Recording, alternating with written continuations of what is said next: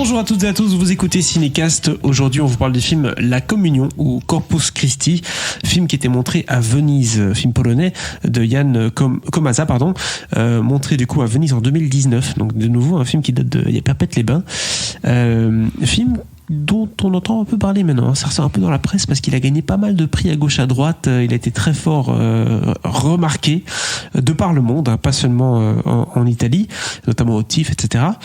Et de quoi parle ce film-là? Ça parle de Daniel, 20 ans, qui se découvre une vocation spirituelle alors qu'il est en centre de détention pour les jeunes. Mais bon, forcément, il peut pas, vu le crime qu'il a commis, il peut pas accéder à des études de séminariste comme ça. Séminariste, oui, tout à fait. Et il est envoyé dans une petite ville pour travailler dans un atelier de menuiserie. Et là, il va se faire passer pour un prêtre et prendre la tête de la paroisse locale. Donc ça, c'est un peu ambitieux de sa part.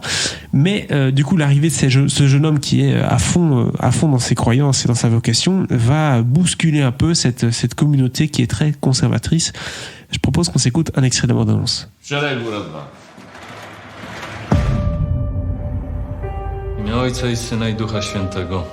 Amen. O której masz się stawić w stolarni? O 16. Drugi koniec kraju jest, nie? A co, nie macie gdzie spać w tej stolarni? Księdzem jestem. Alors Thibaut, tu es bien là, hein? Bonjour Thibaut. Bonjour Guillaume. J'étais tellement pris, tu sais moi, la communion, les trucs comme ça, c'est mes films. Oui, je sais que les films de religion, c'est complètement la ton religion, truc. c'est mon truc, tout à fait. Oui, que veux-tu? Tu l'as pas encore vu, mais bref, tu sais ce que je t'ai dit. Tu dois le voir. Oui, tu m'as dit de le voir, tout à fait. Tu m'as dit, ce film-là, il faut que tu le vois. Mais pourquoi, Thibaut? Pourquoi dois-je voir ce film? Parce que c'est bien. Alors, pourquoi c'est bien? En fait, pour une fois, je trouve que le synopsis, c'est pas trop mal. C'est-à-dire qu'il en dit juste assez, pas de trop. Mais ce qui est bien, c'est déjà cette histoire de base qui est d'aller mettre un jeune qui doit avoir ah oui c'est ça, ils mettent 20 ans ici dans le synopsis, qui va aller s'improviser curé d'une paroisse. Ça tombe bien parce que le prêtre doit partir un petit moment et du coup direct le jeune il est plongé dans le bain, il va devoir faire des messes et faire tout le boulot du prêtre. C'est ça. Et c'est quand même fou parce que le mec s'improvise prêtre. Il a absolument pas il a pas fait le séminaire du coup, comme tu l'as dit. C'est arrête-moi si tu peux, quoi, tu vois, mais version prêtre. c'est un peu ça. C'est un peu ça. Sauf qu'il n'y a pas Tom Hanks qui vient derrière enquêter. Non. Et évidemment, le jeune a un style qui dénote complètement par rapport au prêtre habituel. C'est-à-dire qu'il va pas faire les homélies toutes pétées déjà écrites, machin. Non, le gars, il va faire des homélies seul, qui va improviser sur le moment même avec ce qui lui vient. Presque des speeches politiques ou des trucs d'artistes, quoi, inspirés.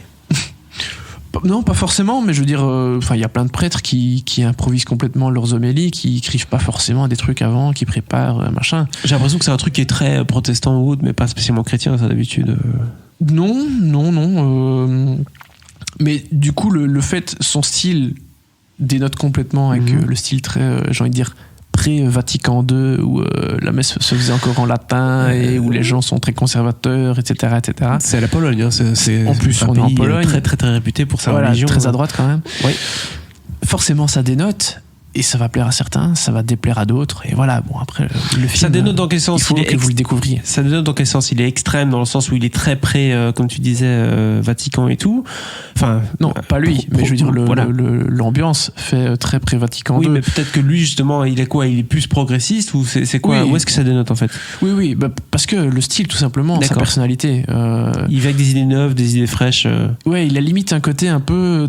Presque, j'exagère un peu, mais de prédicateur à l'américaine, tu vois. Okay. Le type qui crie un peu aimez le Seigneur, tu vois, ce genre de choses. Presque le gourou, en fait. Presque. Ouais, ok. J'exagère un peu, c'est pas complètement ça, mais à côté du type qui fait ben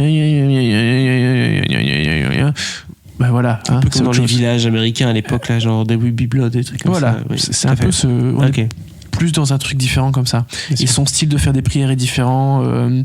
La petite ville dans laquelle il se trouve a connu un drame. Il y a des jeunes qui sont morts par la faute d'un autre jeune.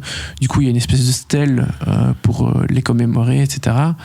Il va aller faire des prières avec les gens là-bas et ça va être très différent de ce qui se fait d'habitude.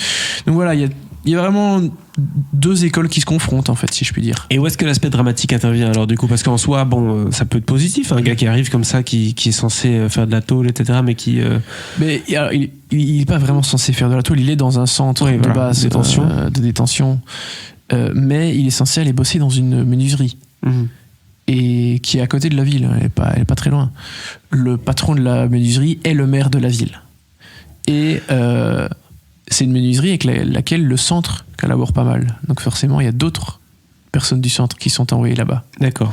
Et le jour où une personne du centre va le reconnaître, bah forcément, ça pourrait poser problème, parce qu'il sait très bien que le type est pas censé être le prêtre de la ville. Oui. Voilà.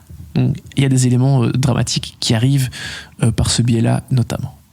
D'accord. C'est des éléments dramatiques d'organisation ou c'est dramatique du style on va tous s'entretuer Je ne veux pas tout dire non plus. Tu n'as pas révélé. Est-ce que le passé du personnage va peut-être revenir, quoi? C'est peut-être ça que tu me dis.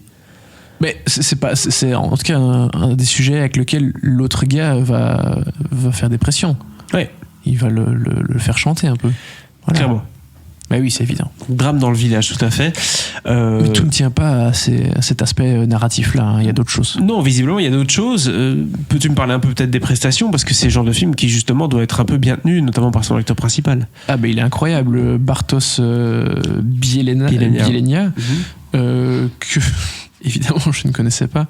Et en même temps, il a l'air d'avoir une filmographie très, très fine, minime pour l'instant, vu qu'il n'a fait que 2 films.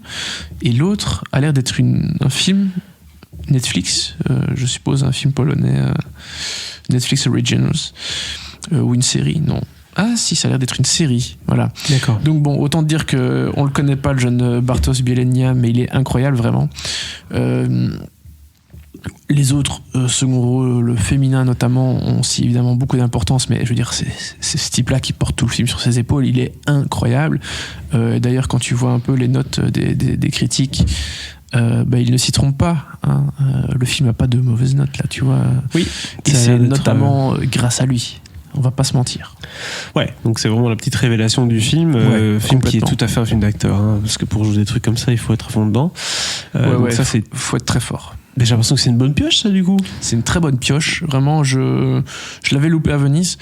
J'en attendais pas spécialement grand-chose. Et puis, le film est sorti avant le confinement en France.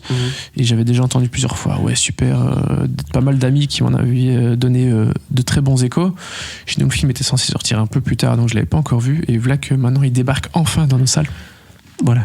Et c'est très, très, très bien. Combien d'étoiles, du coup, tu donnes à La Communion? Au moins 3. Au moins 3, tu réfléchis peut-être plus, ça pourrait être un 4. Voilà, mais 3-4 étoiles, ça c'est une certitude. Donc une très très bonne note pour ce film La Communion qui est donc au cinéma dès ce mercredi 7 octobre.